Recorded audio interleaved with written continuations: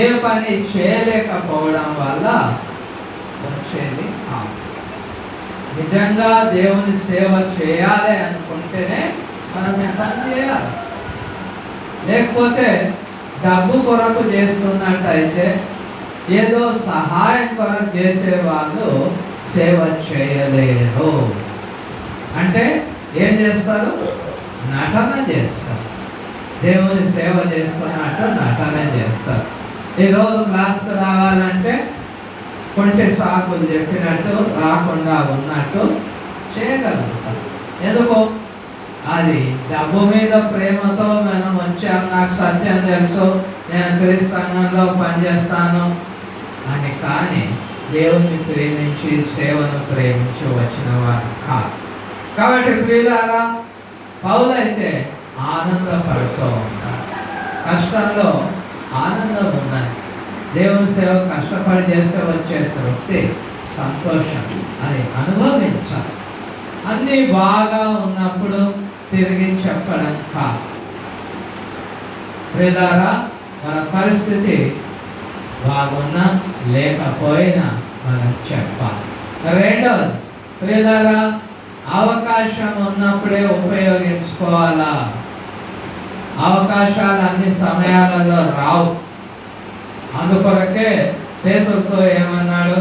సీమోనుతో యోహాను సువార్త 21లో మనం చూస్తే అక్కడ ఏమంటున్నాడు అని అంటే, చూడండి, క్రింది భాగంలో 18వ వచనం నుండి మనం చూస్తే, యేసు నా గొర్రెలను మేపు, నీవు యవనుడవై ఉండినప్పుడు నీ అంతటా నీవే నడుము కట్టుకొని నీకు ఇష్టమైన చోటుకి వెళ్తుంటివి.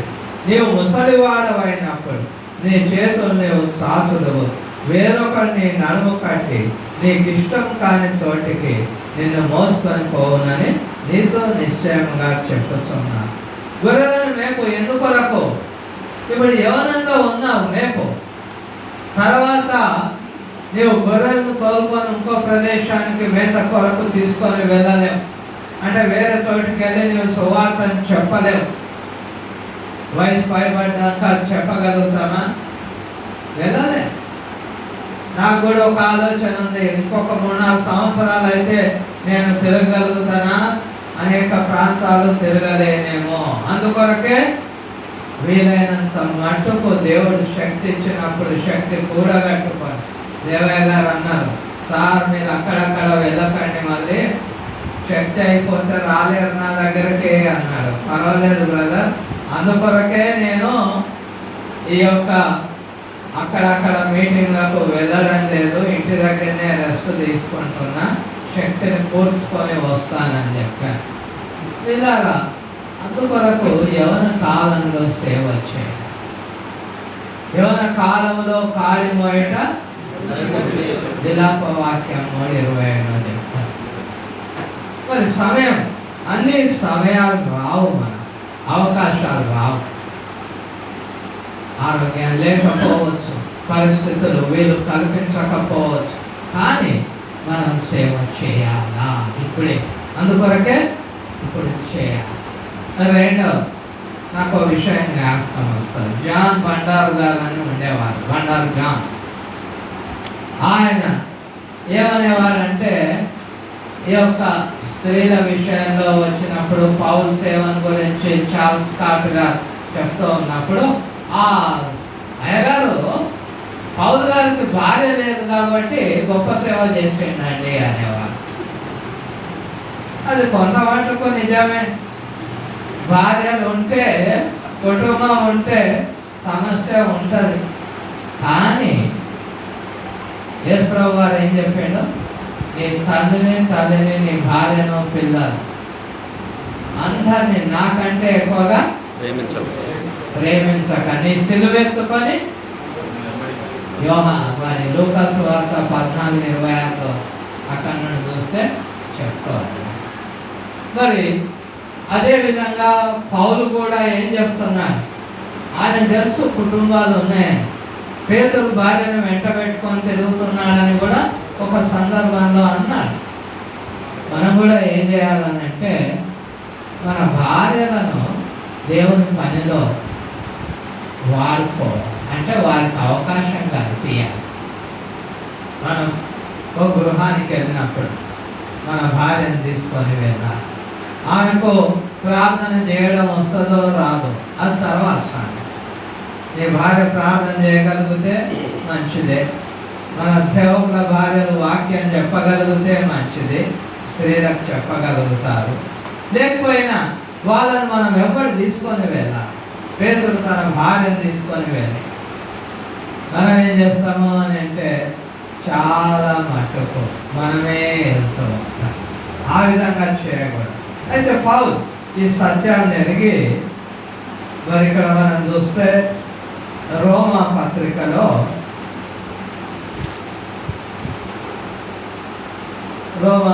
కొరింథీయులకు రాయబడిన మొదటి పత్రిక, క్షమించండి, మొదటి కొరింథీ పత్రిక 7వ అధ్యాయంలో వివాహాన్ని గురించి, భార్యాభర్తల ధర్మాలను గురించి ఈ మొదటి నుండి చెప్తూ ఉంటుంది.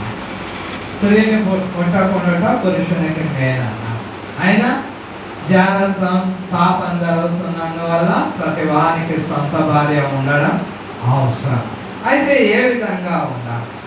ఇక్కడ మనం గమనించినట్టయితే ఇక్కడ 29వ వచనంలో మనం చూస్తే, సహోదరులారా నేను చెప్పున్నదేమనగా కాలం సంకుచితమై ఉన్నది గనక ఇక మీదట భార్యలు కలిగిన భార్యలు లేనట్టంటే భార్యను మర్చిపోమని 1 తిమోతి 5:8 చెప్తాడు, ఎవడైనాను స్వకీయ విశేషముగా తన ఇంటి వారిని సంరక్షింపకపోయిన ఎడలా, అంటే సంరక్షణ, బట్ట పొట్ట ఇవి ఇయ్యాలి, సంరక్షించాలి. కొంతమంది కుటుంబాన్ని సంరక్షించలేక, పోషించలేక, పని చేయలేక బైబిల్ బ్యాగ్ బుధాన్ని వేసుకొని దేశాలు తెలుసుకుంటారు. నేను దేవుని సేవ చేస్తాను, బాగానేను పోషించకూడదు, అది కూడా తప్పు, చాలా తప్పు. మొదటి కుటుంబాన్ని పోషించాలి. అదేవిధంగా చాలా తప్పు ఏంటంటే నీ భార్యనే, నీ పిల్లలే, కుటుంబమే సమస్తం, నాకు అబ్బో ఇంటి దగ్గర ఆ పని ఉంది, ఈ పని ఉంది, నా భార్య ఒంటరిగా ఉంటుంది, లేకపోతే కష్టమవుతుంది. ఇవి కాదండి. ఏమంటున్నాడు? భార్యలు లేనట్టుగా నువ్వు సేవకు వస్తే మర్చిపో ఇల్లును, సేవకు వస్తే ఇల్లును మర్చిపో. ఇల్లు దగ్గర ఉన్నప్పుడు భార్యను గుర్తుపెట్టుకో, భార్య కావాల్సిన చూడు. ప్రేమైన దేవుని బిడ్డారా, ఆ విధంగా మనం ఉండాలా.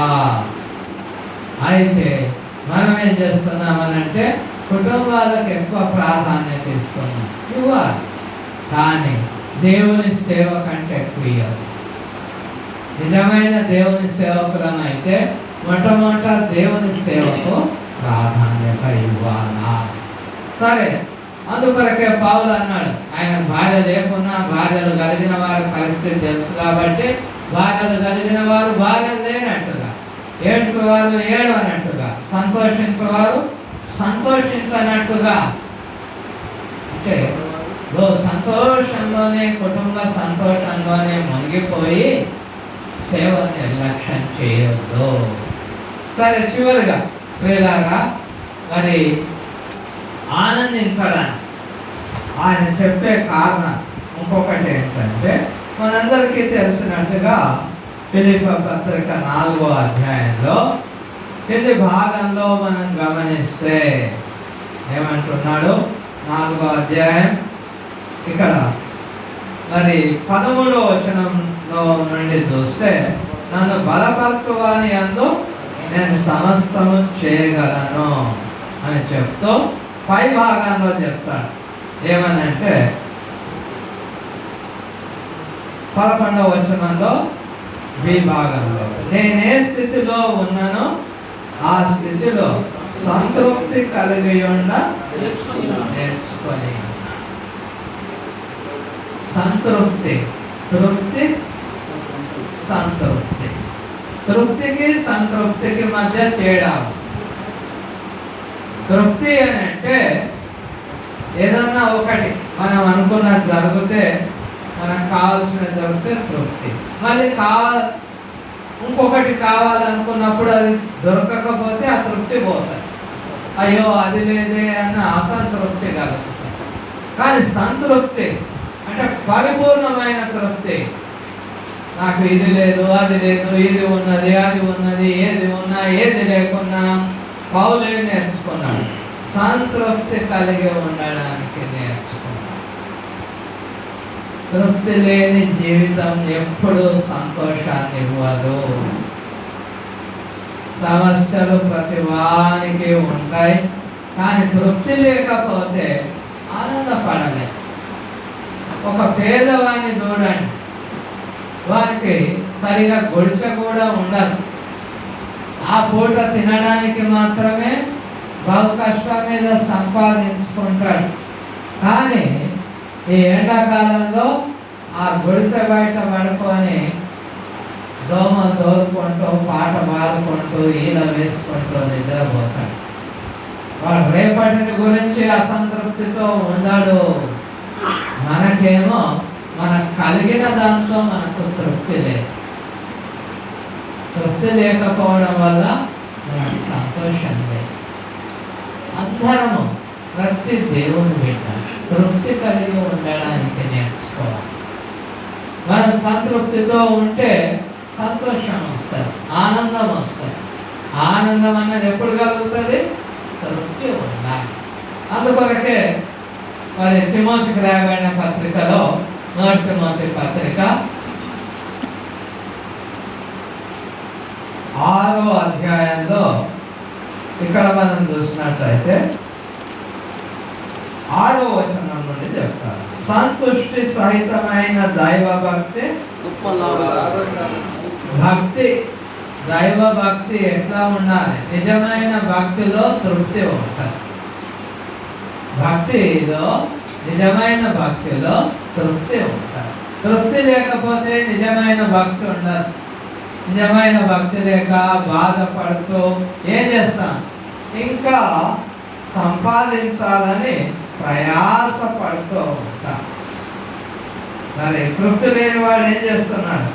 ధనవంతులగుటకు అపేక్షించువారు శోధనలో, ఒదిలో, అవివేకయుక్తములు, హానికరములైన అనేక దురాశల్లో పడతారు. తృప్తి లేక ఏం చేస్తూ ఉన్నారు? దురాశలలో పడుతూ. తృప్తి లేక ఏం చేస్తూ ఉన్నారు? డైరెక్టర్లు అనబడేవారు ఏం చేస్తారు? వాడిది వీడిది తీసుకొని తింటారు. తృప్తి లేక వారికి ఇచ్చిన దాంతో తృప్తి ఉంటే ఎందుకు ఆశపడతారు?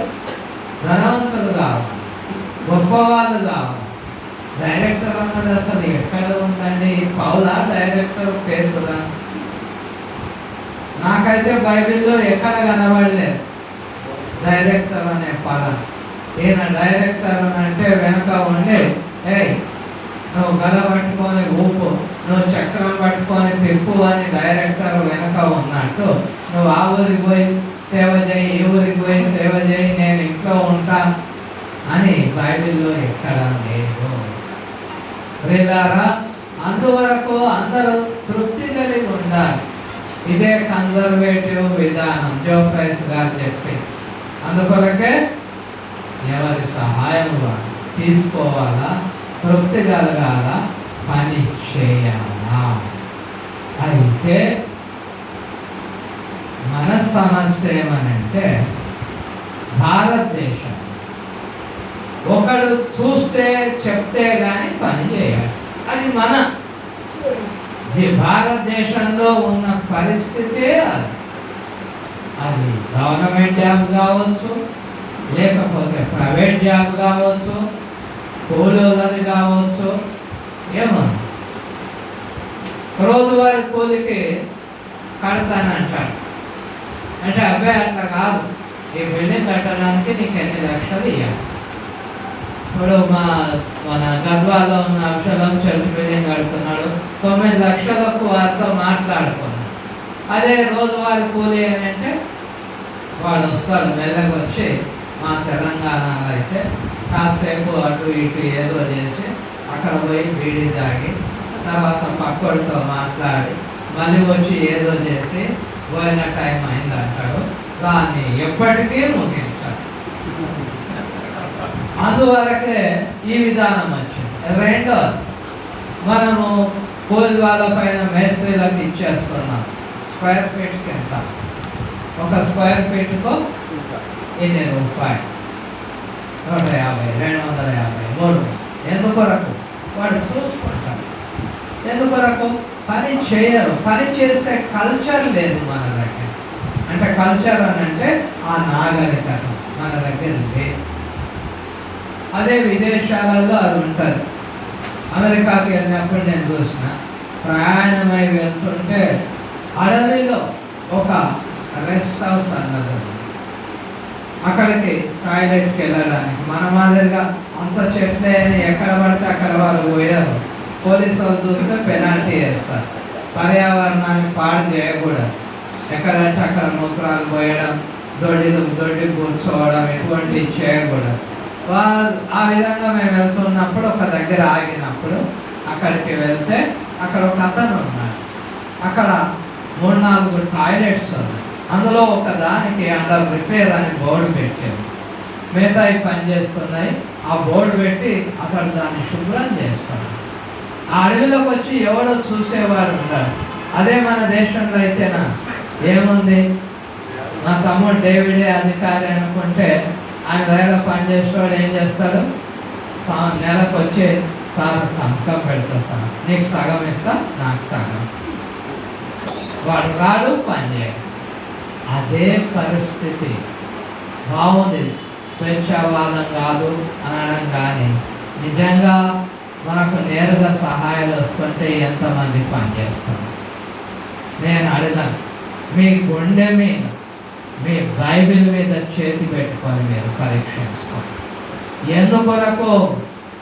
ఒక దినమున లెక్క అప్పచెప్పవలసి ఉండును. లెక్క చెప్పాల్సి వస్తుంది. మనం తీసుకునే ప్రతి పైసాకు లెక్క చెప్పాలి. కాబట్టి ప్రియులారా, దేవుని పనిని చేయాలా, తృప్తి కలిగి ఉండాలా, ఎప్పుడు ఆనందించాలా. పౌలు అన్నాడు, కక్ష చేత నిశ్చేత వాళ్ళు చేస్తున్నా దేవుని పని జరుగుతున్నది, చాలా సంతోషపడి.